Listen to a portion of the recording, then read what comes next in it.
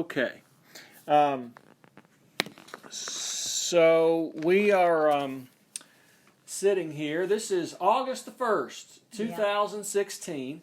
My name is Richard Curtis, and I am sitting here with Miss Verda Mae Hughes, who has lived here on Clay Hill Road in the Ruth community for many, many years.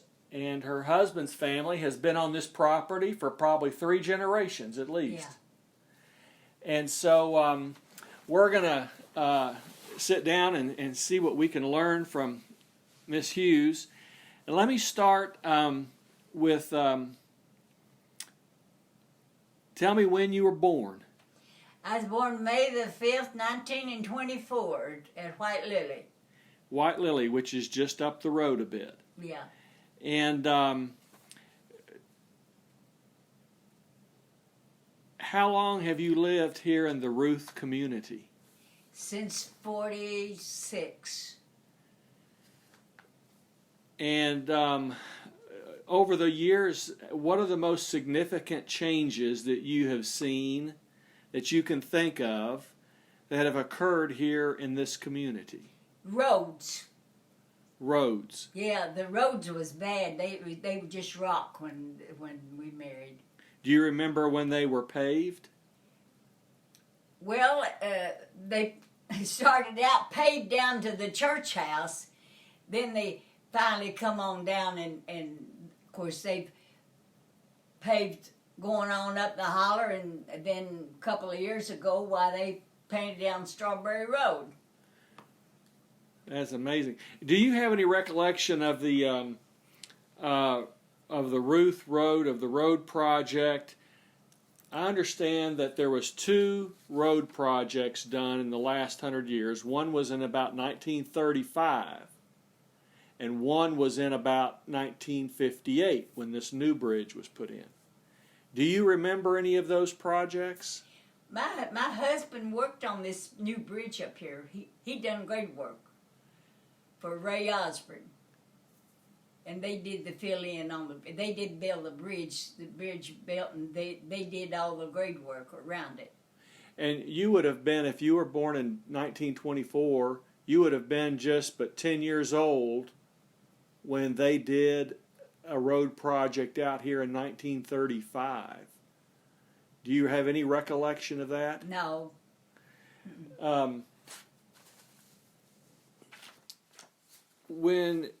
So you were raised at White Lily, which is just a mile or two out the road. And when you were raised out there, can you tell me something about what your weekly routine of life was as a child? What was it like growing up? Well, I guess, of course, we didn't have, nobody had transportation. You done all the walking. You walked everywhere you went. We walked from White Lily to Colo to church. We walked to Piney Grove to church when we'd have nothing at our church ourselves. And it was fun. I had a lot of fun with. So you did a lot of walking as a child. Yeah. And I think you mentioned earlier that you were, of course, on a farm out there, and that you all raised all your food. Is that right? And where did you, when you were going to school, you went to school where? White Lily. At White Lily School. And that building is still standing, isn't it? Yeah. And so you were in that one-room schoolhouse. Yeah, I taught in that schoolhouse too. You did? Yeah, one of the teachers that during the World War II, he quit or moved on to another school, and they didn't have nobody to finish. And I taught on emergency certificate. I took a summer course up at Somerset Central School, and I taught one whole year out there. And my sister had Whetstone School, and she had a nervous breakdown when my uncle died. Oh. So I had to go over there and board and finished her school for her. I'll be. What year would you think that might have been? 40. 43, And when did you get married? 44. July the 15th, 44. And you've lived here ever since? When he come out of the army, we built that house up there. His dad wanted him down here, and we built that house up there and lived in it till 79. And we was going to do a lot of work on it, and they was wanting outrageous prices and wanted me to tear the old, because we didn't have electricity then. In what year? In 46, when we built that house, we didn't have electric. Mm-hmm. And we had a coal stove that heated the house, and we had an oil stove that we cooked on. But then when we got electric, he took the pantry that we had off of the kitchen and put in the bathroom himself. And you mentioned that your husband's, and tell us your husband's name. Robert Hughes. They called him Pete. Not a lot of them in the community didn't even know what his name was. It's just Pete all the time. And where did he get Pete? Well, his when they lived in Iowa, he cried or something, and his brother called him that, and after that, that was his nickname always. Well, you mentioned that his dad wanted him to move back here. Yeah. Now, his dad, what was his name? Clarence Hughes. And how long had Clarence lived here, do you think? Well, he brought those kids back after his wife died.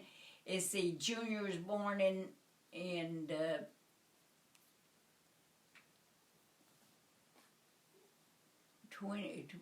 29, I guess. I think Pete was about 5 years old or something When he moved here? when they come back. From Iowa? Uh-huh. And had they always lived in Iowa? Had Clarence always lived there? They went from here when there wasn't no work for him. His uncle, Pete's uncle, he had come from Missouri, and he knew all about the coal mines in Iowa, and they went to Iowa. Oh, okay. They did gold. Okay, for coal. And then they came back here. Yeah. Probably in the late 20s. Yeah, I guess sometime in the late 20s, because Pete's grandmother raised these kids. He brought the kids and come back to his mother and daddy, and they's in this house down here. So Pete's grandparents were living in this old house. Yeah. Next to the mill. Mm-hmm. And what were their names? Moses. Well, no, her mother and daddy was Moses Keeney. And they lived down yonder in that house. Moses did. And Clarence's dad was Abner Hughes. And he lived here? Uh-huh. I'll be. And did you have any recollection of Moses? Did you ever know him? No. So we were talking about the weekly routine of life. So you walked everywhere. I guess you walked to school from your farm. Did you have chores you had to do every day? Yeah. And what were those usually? Milk a cow, feed the chickens. How did you all get your clothes? Did you make them or did you buy them? Well, my mother made a lot of them. We pick blackberries, and Daddy would take them to town and sell them and buy a piece of material and bring it home, and she'd make her clothes. Isn't that something? We've already talked about where you went to elementary school, which was White Lily. How many years did you go there? Until what grade? Till I graduated 8th grade. Right there.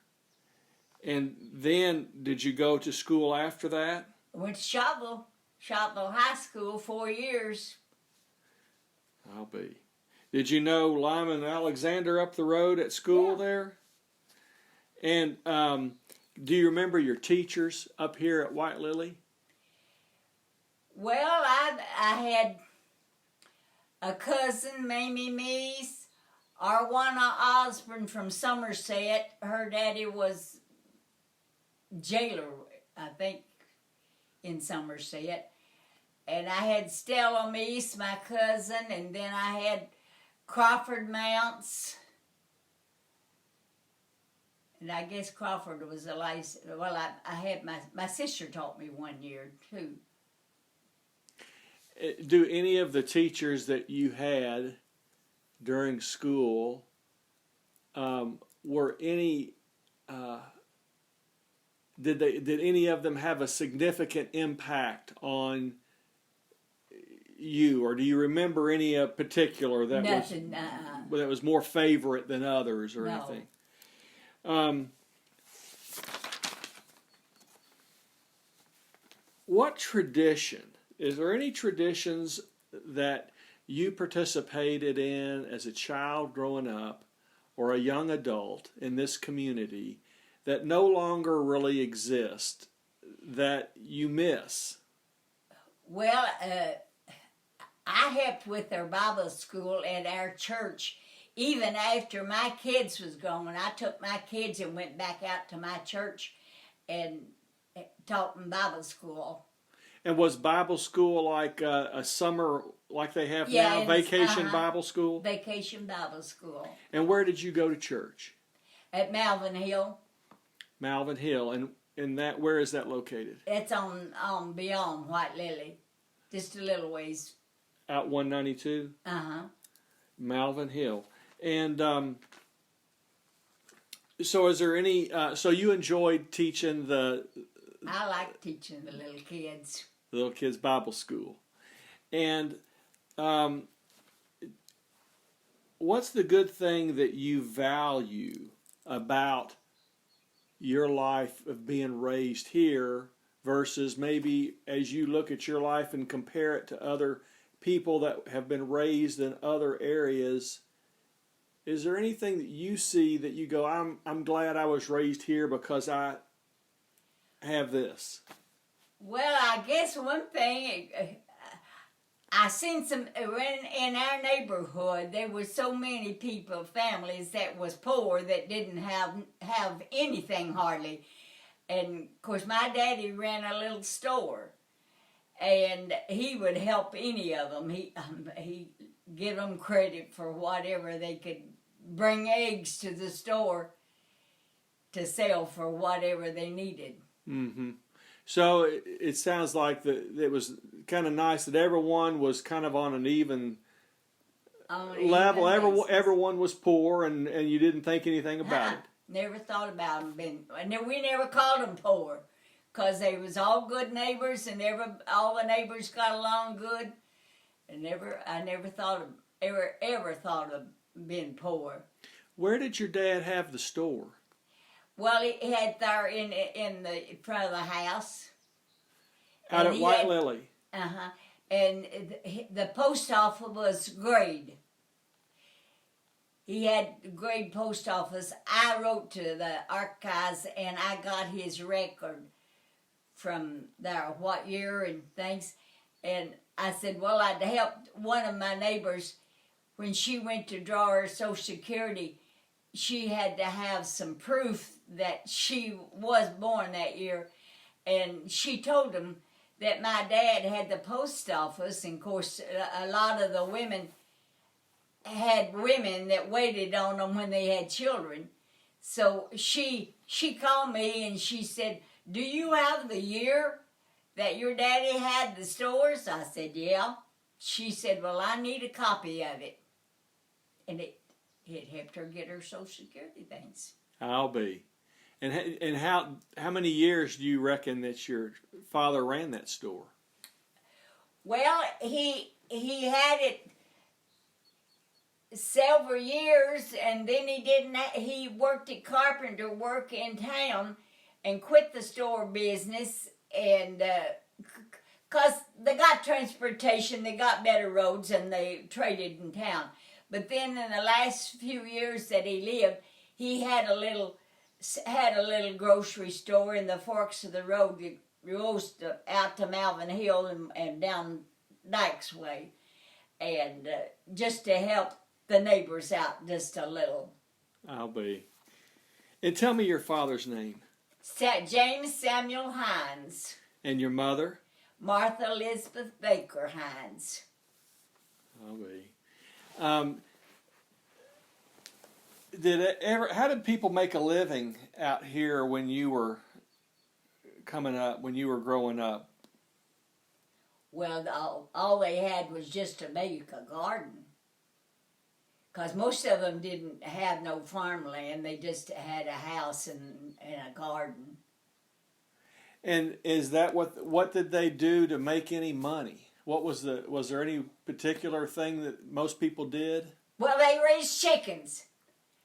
And they traded eggs for whatever they needed.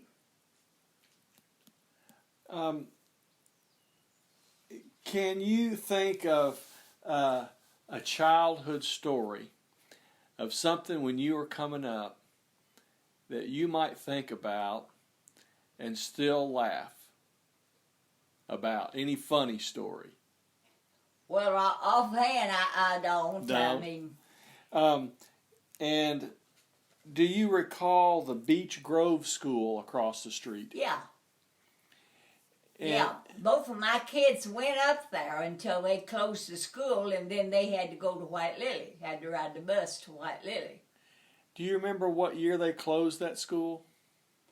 Well, let's see. My son would be in 6 years. He's 6 years old, 7, 8. He's born in 48, and you see, he went to school up there. He had 4 teachers that he went for 4 years, I guess, up there. At Beech Grove. And So the daughter she of course went a year ahead of him. So he went, say, 4 years up there, and he was born in 48, so he'd be about 68 today. So yeah, that would have been probably 60 years ago, so probably about 1950s. Yeah, it was in the 50s, I'm sure. That they closed that school. Mm-hmm. Do you have... do you remember when this current store, this old store that's next to my house over here at Pittman Creek, when that was built? No, but I have a picture of the old store. I've had them all out, and I put them away this winter working puzzles, and I said when I got this puzzle worked, I was going to go back and work on my pictures, because I had a picture when Ad Collier run that store. And people have told me that when Ad Collier ran the store, it was across the street from the house. It was. And you remember that? Yeah. Did you ever go in there? Did you remember going in there? No. My husband worked for Ad when he was in high school. He drove a delivery truck and they delivered groceries for him when he was in high school. I'll be. And so the store that's over the old store now, that's no longer used, do you remember about when that might have been built? Well, now that was built after I come down here. That one there was, and then the Riders moved on up the road. Mm-hmm. Do you recall another store here in the Ruth community they called the Zimmer store? Yeah. Where was that? That going on out 192, after you pass all these farmlands, there's a road that goes to the left. Well, that store's set right in the forks of 192 and Stewart Road. And Stewart Road. Mm-hmm. And you remember that store passing by there and it being open? Yeah. Do you remember when it might have closed or when it was gone? Well, I don't remember exactly the year, but I guess it was probably after I married. I guess it's in the late 40s. Okay. Well, I've different ones. I've seen some pictures of that store. Well, I've got a picture of that store. You do? Boy, I'd love to see your pictures. I'm going to get them back out this way, and when I get this puzzle work, I put them out on that table, and I'm trying to separate them and give families back to them because I've got so many. And I've got my Grandma and Grandpa Baker's family pictures too, and I've got to scatter them out. Oh, wow. The house over here next to the store, the Warren farmhouse where I live, do you remember what it looked like before it was remodeled back, let's say Yeah. when you moved here? Yeah, Aunt Samantha always felt sorry for Pete's brother and him because their stepmother was sort of mean to them. I mean, she wouldn't cook for him or anything, and they helped Uncle Henry on the farm, worked 50 cents a day. Now that's something, ain't it? And Aunt Samantha would always make sure that them kids had something to eat for lunch. She'd make Uncle Henry go over to the store and get them and bring them over there, and she would feed them. I'll be. And so she was crazy over Pete's kids when she found out that, and she said, "Will you bring them little kids up to see me quite often?" And I did. I walked and took my 2 kids and went up there and spent the evening with her. And that would have been in what range of years? In the 40s? About 49. I pushed my son in the cart.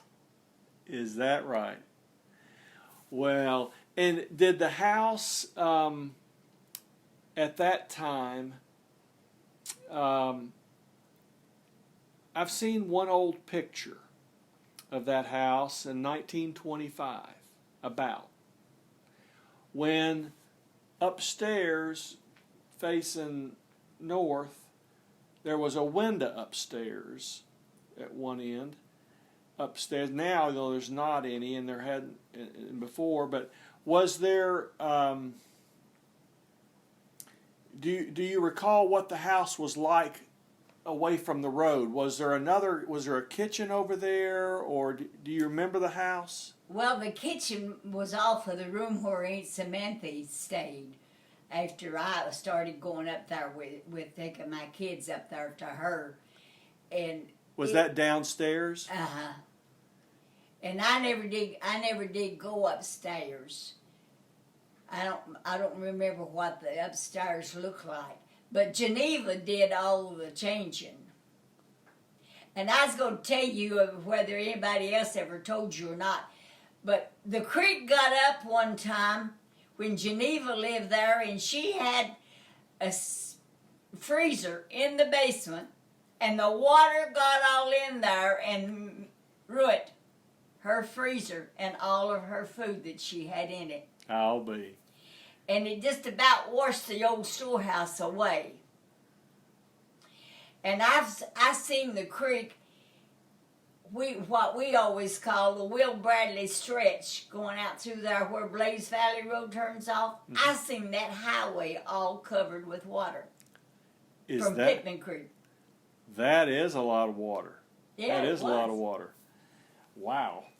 Yeah, I've heard stories of that and of it being really high like that. I guess 100-year flood or something. Let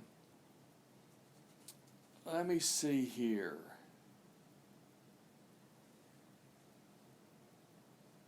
You've answered that.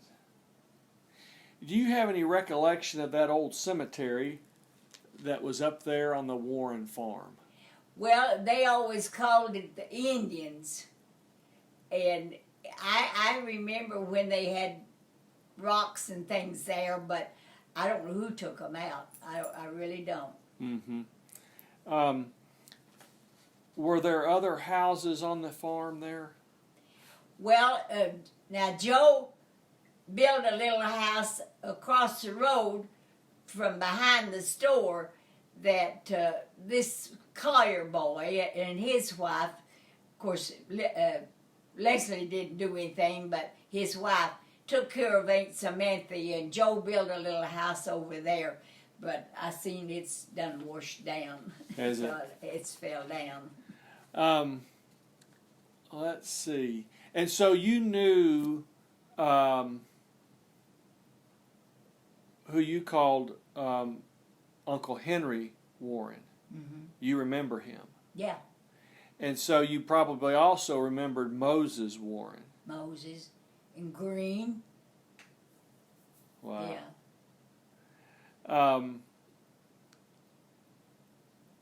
Let me think what else I can ask you. Oh, okay. Now, the mill here, it's on your property, on Pittman Creek. When you moved back here, do you have recollections of it before you married Pete, that mill here? Well, we'd always heard of it because they'd always ground meal and flour, and farmers would raise their corn and get on a horseback and bring it down here and thing. But I never was there until after Pete and I married. Was it still operating when you first married? No. But then Pete's dad repaired it all up, and Pete's brother started it up again. And he lived in Ohio, and he took cornmeal up there and sold it. So Pete's brother got the mill working again? Yeah, but he let it go to rack. Mm-hmm. He built that house down there, and all of us told him that he'd have water all in the basement, and he wouldn't listen to nobody. He was a kind of an outcast, and just about ruined it. My husband tried to buy it back from the guy that Harold's son got in debt with, and he wanted too much for it. But Pete wanted to get it and fill up that basement and grit it all off and make it halfway decent. You see what it looks like now. Oh, you mean the mill? So Pete's brother put the concrete block up and all of that. Yeah. And tried to get it operating again. Well, so I guess it operated, back in the 30s, and it must have closed. Well, now, Pete's grandma, when Pete was growing up, he helped her in the mill, grind corn and meal. The farmers all raised white corn and brought it to the mill to get they had to have their cornbread. Oh, yeah. Oh, yeah. Do you remember, I've heard stories coming up right about where you are, I guess, back when Ad Collier's days of the Ruth store, when it was across the street from where it was now, I've heard there was a coal tipple. There was. That came down through here somewhere. It's up in my woods up there. Across the street? Uh-huh. From Clay Hill? It come from up off of Clay Hill Road, way up. Had you? I don't know where you've been up that road. I've been up there. Before you get up to the church up there was a coal mine, and they first dumped it out here at the cave. I mean, and then they fixed. I don't know how they got it across the creek, but then they dumped it up there behind the old storehouse. So it was a little train track. Yeah. It come down this hill. Mm-hmm. Wow. I had a picture of it, and they've all wanted it, and I've got it misplaced, and I went through my pictures, and my son went through them, and we can't find it, and I don't know what happened to that picture of that little cart. two of Pete's uncles in there. Aunt Sally's husband and his Uncle Tom Hughes. And I can't find it. I'll run across it sometime. I sure like to see that. So it sounds like you do have a lot of pictures of the area. Yeah. Boy, I would love to see those someday. When you get them back out, you'll have to call me. Okay. I'd love to see those old pictures. And so when you moved back here in, you said after World War II? Yeah. That's when you married in 44. Uh-huh.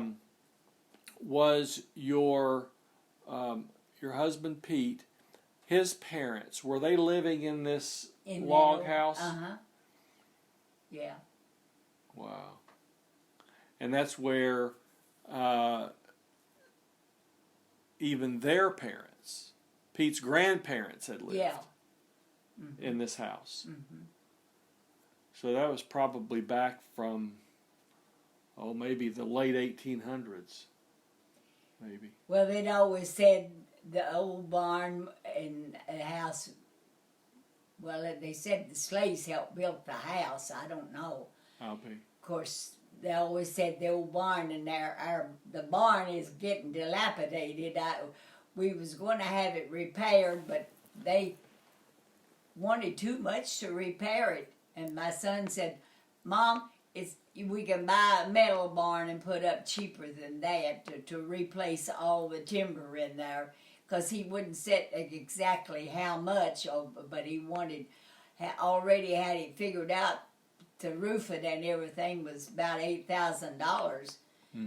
And he said that if he had to replace some of the big seals in there, that it would be more than that. So we decided we just go. Guy Monticello has looked at it, and he is thinking about that if he can sell that lumber out of it. He wanted to know what kind it was. He come in the house and talking to me, and I said, now listen, don't ask me what it is. I said, I don't know lumber. And he said, well, would you have any idea? And I said, no, because it was there when I come, and I never heard him say whether it was oak or chestnut or poplar or maple. I said, I don't know. So he took a piece of board with him, and he was going to try to see if he could find somebody that would be interested in buying the lumber if he tore it down. Mm-hmm. Mm-hmm. Wow. Well, if you were to tell your grandchildren a couple of lessons you've learned in life that you would want them to remember and their kids to remember, what do you reckon it would be? Well, I guess just the life down here on the creek. Because Pete and I was happy for like the month, have been 64 years. And I raised 2 kids down here and always got along good. Always liked it here. Yeah. So that's the reason Mitch said, Grandma, I like it down here on the creek. Says, I want to stay here. Yeah. You mentioned to me one time that you also have spent many years in the Somerset Homemakers Club. Is that right? I know I didn't belong to Homemakers Club. My sister did, but she would always give me all the information. She was in with Hazel Ledford. Your sister was? Uh-huh. My one was, were you ever heard of Gilbert Keeney, Fire Department? No, I don't know him. I know the name, the Keeney name, because they're right here next door. Yeah. So your sister was in Homemakers, and so it sounds like from even back from probably from the time when you moved back here, let's say in the 40s, how often would you go to town? Well, then we had a good store then up here that you could just about buy anything. But after they got the roads good and everybody got cars, the little country stores couldn't make it. So many of them closed. And so when, let's say, your children were born in the 40s, is that right? Yeah. And so during that period of time, were you going to town or were you buying everything here at the Ruth store? We bought up the Ruth store.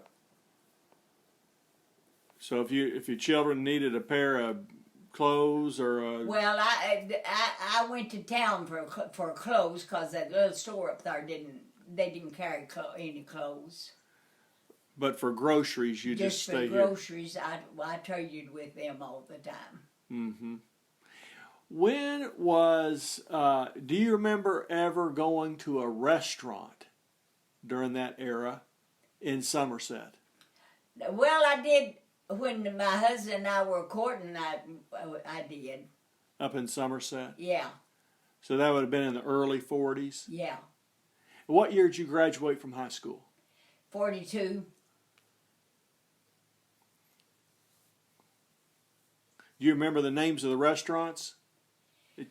Well, Peggy Ann Court down there, that was the main one. That's one my husband, he always liked, and that's when we be on a date, why that's where he wanted to go. So that was mostly, and then after we married, we used to go to the drive-in Jerry's. Oh, yes. That was the pick of the choice. Oh, yes. I remember Jerry's. Well, I appreciate you sitting down with me today and answering all these silly questions, but just trying to learn, about things in the community that people aren't going to find in a book. No, that's true. And some of the history of the area and where things were, and this. Let me ask you one more question. You live here on Clay Hill Road, and Strawberry Road wraps around your property along the creek.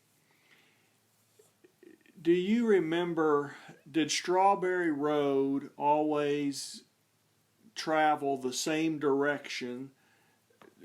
Does it follow the same way that it always has since you remember? Yeah.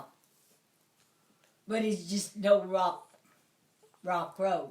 Mm-hmm. Now you talk about Harold. Do you know where Harold Collier was raised? Yes. Now his daddy, I always got a big kick out of Neil. Neil was funny and old feller. He had a child buried up in Clay Hill, and he'd want to go up there, and he had no transportation or anything. He rode his tractor up there. He would always stop and talk to Pete. When he come back, he'd always stop and want to talk to Pete. But I thought that was always odd. Poor old Neil raised all that big family down there and never had a car or anything. I guess the kids did later on, but they wouldn't let him have anything to do with it. And he'd drive that tractor, go up the Clay Hill Cemetery. Yes, I've got a picture of him in a wagon. In a horse-drawn wagon over here on Strawberry Road, and Harold told me it was Chester. Harold told me it was him. Quit. That it was that was Neil. Well, he used to haul. Had a little wagon, a little bed on the back of his tractor, and his wife would ride that behind him and go up there. That's the way he hauled her up there. In a wagon. Uh-huh. Behind the tractor. I'll be. Yeah. Chester, go lay down. Harold's put together a nice farm up there now. Well, thank you again so much. I'm going to end our recording. But it's been a pleasure. And you're so kind to entertain me to ask you all these questions. Well, I was glad to talk to you. I've worked on an awful lot of genealogy. Well, I'd like to talk to you about that.